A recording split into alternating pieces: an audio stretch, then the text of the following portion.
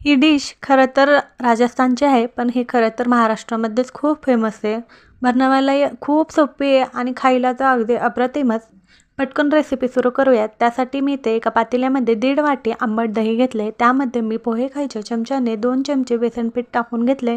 अशा प्रकारे रवीच्या साहाय्याने फेटून घेतले. आता यामध्ये आवश्यक तेवढे पाणी टाकून परत एकदा फेटून घेतले.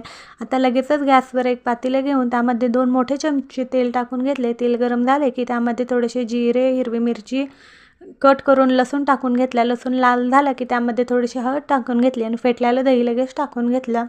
आता याला एक बारीक उकळी येऊ द्यायची. बारीक उकळी आल्यानंतर त्यामध्ये आपण चवीनुसार मीठ टाकून घेऊ आणि एक 5 मिनिटे मीडियम गॅसवर आपण कढी शिजवून घेऊ. सतत हलवत शिजवून घेऊ आणि 5 मिनिटानंतर गॅस बंद करू. गार्निशसाठी थोडीशी वर कोथिंबीर टाकू. झाली आपली कढी तयार. गरमागरम राईससोबत सर्व्ह करू. खूप टेस्टी बनते. चवीला तर खूप छान लागते आणि झटपट होते. नक्की एकदा करून पहा. रेसिपी आवडल्यास व्हिडिओला लाईक, शेअर, सबस्क्राईब करायला विसरू नका. धन्यवाद.